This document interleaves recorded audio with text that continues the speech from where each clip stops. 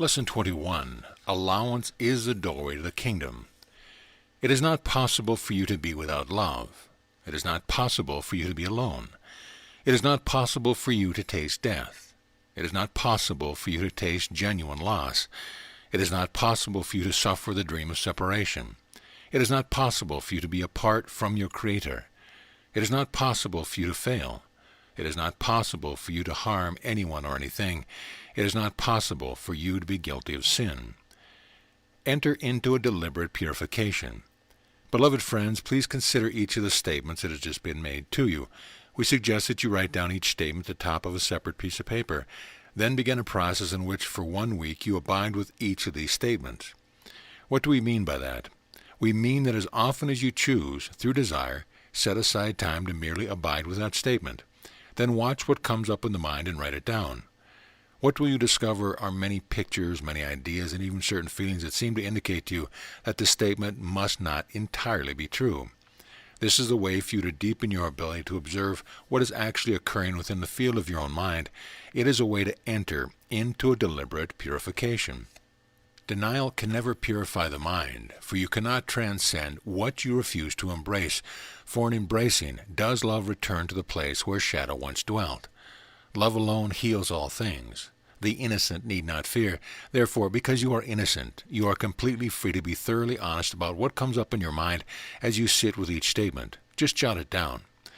After a 2 or 3 minute period, pause, look at what you have come up with, or what has come up within you, and then juxtapose those two views. Take the statement that you are working with and simply repeat it in mind. Then look at the statement, the picture, the description or the memory that seems to indicate that your experience is other than that statement. As you juxtapose it in this way, look at what has come up within your mind. Be honest about it.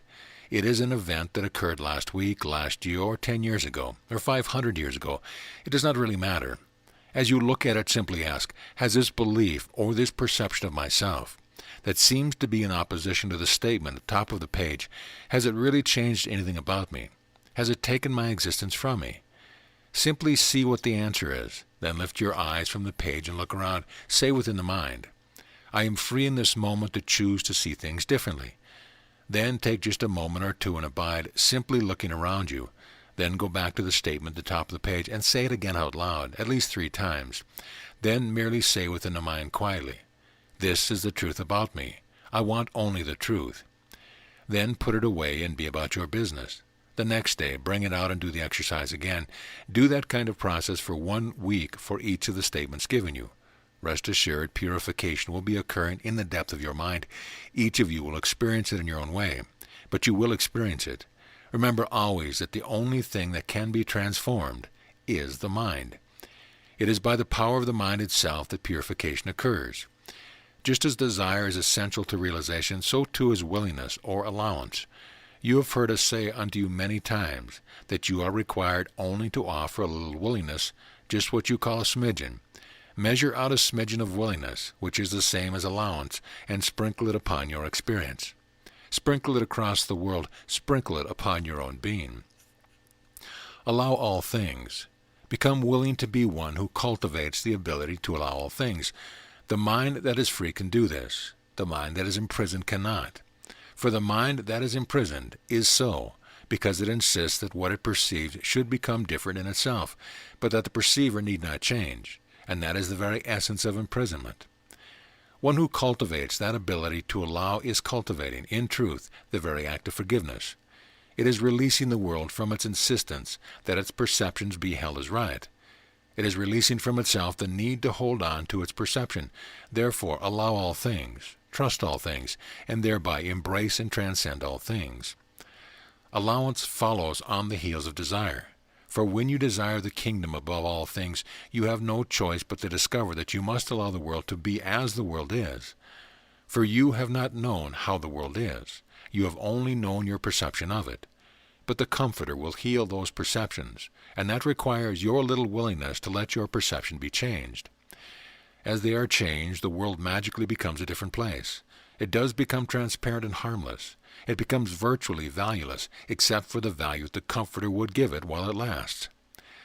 Allowance, beloved friends, is a process of letting go and trusting. It is a process of saying, I wonder what it would be like to just let things be as they are, to notice them and let them pass away. Allowance, then, is the doorway through which Christ passes in the complete remembrance of Christ. Allowance brings a deeper sense of freedom, freedom from all circumstance. For it is your circumstance that you have believed have the power to imprison you. But as you choose to relinquish your perception of the world or any circumstance, you discover that you are already abiding in freedom. The power, and that is what freedom is a power to create differently. And to create is the effect of what you will choose to see. Allowance can be thought of as a resistance being melted from the nervous system, which is just an aspect of the mind anyway. Allowance is like the opening of the palm of the hand. Instead of holding on so tightly, you simply let go. What did you let go of? The habit of the need to be right? The habit of the need to perceive that the world is a fearful place? The habit of perceiving that you are in lack? The habit of perceiving that Christ must be far from you? Anything that is unlike the kingdom of heaven is a habit well worth releasing by allowing it to be dissolved from the mind. The essence of this lesson is the cultivation of allowance. It begins with a willingness to relinquish the lid you have placed upon your own mind so that you become able, in innocence, to simply observe how it really is, what is really going on down in the basement without judgment, without fear, without justification, without explanation. It is simply there. The cultivation of allowance will deepen a great deal if you will merely put the exercise that we begin with into practice. In allowance, you cultivate the very quality of forgiveness. Without forgiveness, it is impossible to awaken into the realization of the truth that is true always. Why? Because judgment is the opposite of the kingdom.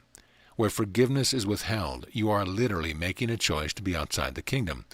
You have used the power of the mind to make a decision, out of a desire to hold on to a perception, and thereby you have generated direct experience. You are the one who has kicked yourself out of the garden. Remember, then, that always forgiveness is essential. It is necessary for the atonement. Forgiveness is another word for allowance. We speak here not of blind passivity, but of a relinquishment within one's own mind, and that is all. It is a willingness to see the complete neutrality of all events. It is a willingness to let the Comforter remind you that separation does not exist, that you cannot possibly make yourself guilty of sin and all the rest. Forgiveness is a relinquishment of what you have decided is true about the world. It is then very much a self-centered practice. Of yourself you cannot forgive your brother or sister for anything because in reality they have done nothing. Forgiveness is forgiveness of oneself for insisting on replacing reality with your own version of it. Allowance is like the petals of a flower opening to embrace the new dawn of a spring day. Allowance is like the melting of the ice that allows the river to flow. Allowance is like the removing of a cap from the bottle of a sweet fragrance and enjoying it as deeply as you can. Allowance is the dissolution of fear. Allowance is transformation. When you have come to allow all things, to trust all things, you will have embraced all things. Only that one who is larger than that thing that is embraced can do embracing. Therefore, whenever you feel imprisoned, it is because you have made yourself smaller than the world you perceive. And when you feel free, it is because you have remembered that you are the one from which all things have arisen. You are the Son of God. You are the vast sky in which all clouds and storms arise and pass away, while the sky remains unscathed, eternally changeless. That is freedom. And the cultivation of freedom is a free will choice. It is the result of the desire for the kingdom. As you come to truly forgive yourself for every perception you have ever held about anyone or anything, you will come to discover that it means relinquishing perception of yourself as well. For you cannot awaken fully unless you include yourself in the circle of your forgiveness. Ultimately, of course, you come to see that the very practice of allowance is really the act of allowing yourself to be truly the self that you are. You will no longer resist the process of purification by whatever means the Comforter uses for you. It simply does not matter anymore. Why resist it? All I want is God. If it is dissolved in the mind in a split second, and you do not even notice it, fine. If it requires great tears and great experience in the world, fine. What is the difference? They are really the same. It is because you have relinquished, through allowing ownership of your own pathway home. You have decided to let the Comforter take you home. Because you desire the kingdom above all else, it no longer matters how that process is experienced. You no longer complain that it seems to be taking too long. You simply enjoy yourself in the process itself. You let the Comforter take you by the hand and retrace the steps you once made in error. Each step requires allowance, which is forgiveness born of desire that has been purified of desire for that which imprisons. And it is replaced with the desire for that which sets all things free. Once your desire begins and becomes the kingdom, the end of the journey is perfectly certain. School is out. That which the ego is cannot last. For the very universe, creation, the world around you will conspire, which simply means to breathe together. All things will conspire together under the hand of the Holy Spirit to create precisely what you require to be set completely free of all illusion. And secretly, you'll have already agreed with the Comforter that it will be this way. Allowance then is equally as important as desire, and is an aspect of that pathway, that foundation, whereby Christ remembers Christ, and arises from the ego's ash to walk upon this plane, and any plane, as the truth that is true always. Remember that it is only the ego that will compare and contrast. It is only the egoic mind that thinks about another's path and wonders if perhaps their path is better than your own path. There is only the life that you are directly experiencing, and through desire and allowance, that very life comes to be embraced as the very means by which the Comforter is dissolving illusion from your mind. Of course, it is all based on the humility of realizing that the ego cannot awaken itself, that the Comforter is that agency given by grace that knows how to bring you home. Establish a relationship with the Comforter. I highly recommend that you establish a relationship with the Comforter as though it were a relationship with a good friend, indeed, the best of friends, until you reach a point in which virtually every decision is given to that mind. Well, old buddy, should I turn left or right? You relinquish ownership of your life. It is only the ego that thinks it can possess life. Spirit knows that life possesses it. That is, life has birthed you. The mind of God has given rise to you. You are God's. You are not the owner of life. You are the recipient of it. Would you, then, be willing to make the decision to become a grand master of allowance? You can begin with the simplest of things, such as, I allow this toothpaste to taste exactly the way it tastes with no complaint. It just is as it is. If it is the changing of your season, would you be willing not to lament the end of summer and the coming of fall, but would you be willing to experience that change? For rest assured, please listen well, in the realm of the world, which is the realm of perception, the only thing that exists is constant change. Underneath it, there is a changeless reality, that which pervades the changeable. But where there is resistance to change, rest assured, there is a mind living in delusion. Remember that we have said unto you before that the awakened mind no longer feels any resistance to the things of time. It no longer tries to get rid of time. It no longer tries to make things stay the same. The awakened mind can embrace all things, trust all things, and thereby transcends all things instantly, even in the midst of change. In your realm, be perfectly honest with yourself. Is there ever a moment in which change is not occurring? Can the body be the field of perfect silence? Hardly. Even if you make your heartbeat stop for 3 seconds, there is still blood gently flowing through the veins. There are still thoughts arising, sounds coming in through the ears. The body is not that which can be changeless. The awareness of the body, the field in which the body arises, is changeless already. Can you come, then, to be the field of awareness that can embrace all things which arise, change, and pass away, yet not feel any obstruction in embracing and dancing with those things? For the mind that is free from the illusion of death is that very mind that learns to dance with death. To enter into any moment or relationship, knowing it because the body is engaged, it must come to an end. In fact, it is already on its way to death.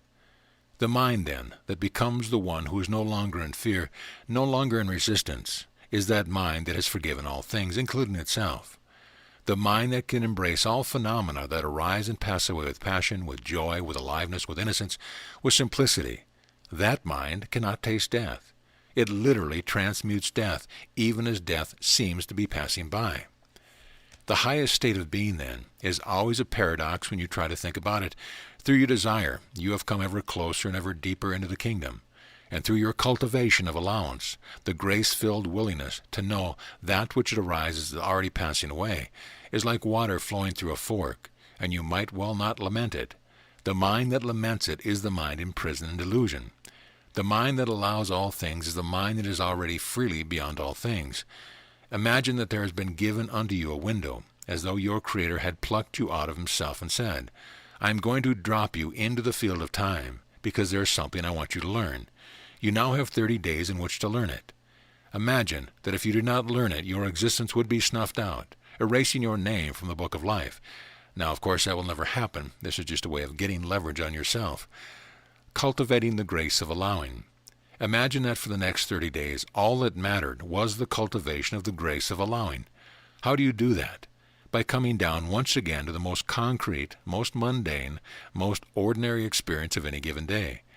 When you turn on your water in your shower in the morning, actually take the time to be present and to feel its coolness change to heat, and to recognize that you have just observed the constant dance of change in your world, and simply say, I allow this change to occur. Now, yes, it makes you sound like you are some great being, when in fact it is going to happen anyway, but have some fun with it. If you burn your toast, take a deep breath, and before the egoic mind begins to complain and whine that its toast is not the way it wants it, stop and look at it. Actually experience the burnt toast and say, I allow this toast to be burnt, and now I'm free to choose to eat it or as it is, or begin anew. If you get into your automobile and you pull out of your garage and the raindrops are hitting the windshield, simply give yourself permission to bring your mind back from the future into the present and say, I allow the falling of the rain. It is that simple. So you see, the power of transformation is the transformation of consciousness, which is the only thing that can be transformed. Learning is a consciousness thing. It is the only thing that can be changed. It is the only place learning can occur. And all learning is designed to translate perception so that it becomes more and more and more and more like reality itself. Fear dissolves from the mind, and then the Father can take the final step for you. Learning is necessary in the field of perception. You have placed yourself within that field, so why not get on with it and let perception be healed? It is healed by bringing the power of observation to what is right in front of you. Not in front of the body, but right in the field of awareness itself. That is why you should be dancing in your shoes at all the times. My goodness, I don't have to go anywhere. It's right here in front of me. This ordinary moment provides a doorway to the transformation of conscience itself. All I have to do is to bring a little willingness to it, and guess what? I have all power under heaven and earth to do just that. Nobody can take it from me. Nobody can change the freedom in which I live.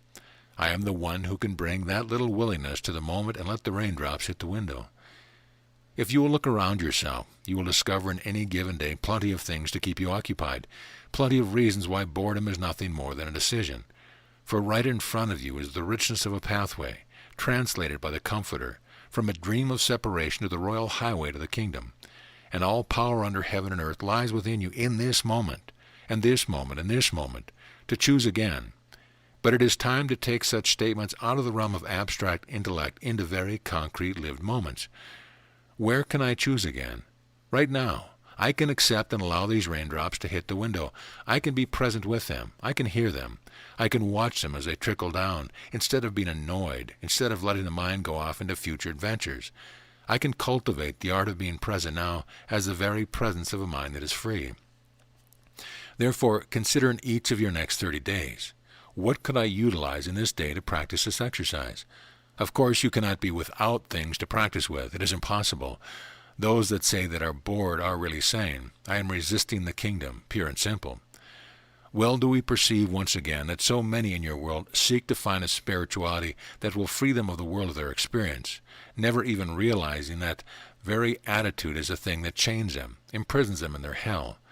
Spirituality is merely a process of seeing things differently, and that is an active decision, born of desire, coupled with a little willingness called allowance, to recognize that each moment is like a jewel presented on a golden plate to you, God's child. You are the one who has the freedom always, and literally creates or makes your experience. The final lesson that I had in time concerning allowance was the crucifixion. Now I know that there are many of you that do not want to follow in my footsteps, but rest assured, beloved friends, that if you would look well upon your experience, you have already tasted much more profound crucifixion many, many times. In fact, for some of you, my crucifixion was a cakewalk by comparison. You are free to crucify yourself no longer by choosing to transform your very experience, by bringing the power of your mind to bear upon it. Desire, allowance. So what stands between you and the goal that you seek? The decision to try to be insane. The decision to try to resist God. You know that you can resist another body, since another body occupies another piece of space.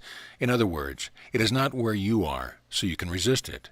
But I say unto you, God is already wholly present right where you are. How on earth can you resist what is already occupying the space in which you find yourself? You might as well try and shake off your own hand or shake and jiggle the skin off your body. Good luck. All suffering is the resistance of reality. All awakening and healing is the letting go of resistance. Forgiveness, allowance. God is already here. I am forever God's. I surrender. Surrender is the fruit of allowance. Surrender is the fruit of forgiveness. Surrender is the same as the atonement. For now, simply focus on allowance to make sure that you have not left some dark corner in the mind filled with your need to perceive things in a certain way. You need to believe that the world should be other than the way it is, or your forgetfulness that each event that transpires in your experience can be seen as heaven or hell. As you choose to see only heaven, you will discover the power that has already set you free. The message of this lesson is quite valuable if you will put it into practice. After all, what else could you possibly want to use time for? You have tried everything else and found it lacking. You have not been able to fill up with enough lovers, enough money, enough cars, enough restaurants, so you might as well fill up with the transformation of consciousness, so that perception begins to be more and more aligned with the real world. Why not? And if somebody asks you what you do with your time, say, I grow Christ. What do you do? So practice well. Begin with the statements given to you at the beginning of this lesson. They are very important for you as a way of triggering the opportunity to observe what might be unlike the truth still lingering in the mind and in the emotional field, which is really just the space of glue in which you attach perceptions. It is like pinning the tail of the donkey. Stick that one on the wall and keep it forever. Let those things bubble up that they might be purified from your holy mind. Above all, beloved friends, remember, there are no mistakes. You are free to trust the momentum that seems to be shaping your life. For you are the one who has complied with it by inviting the Holy Spirit to take you home.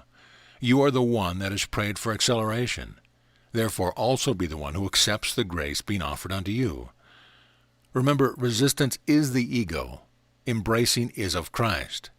The one that allows all things has already transcended all things. Let this lesson become a month-long journey of exploration. Be, therefore, at peace this day. Amen.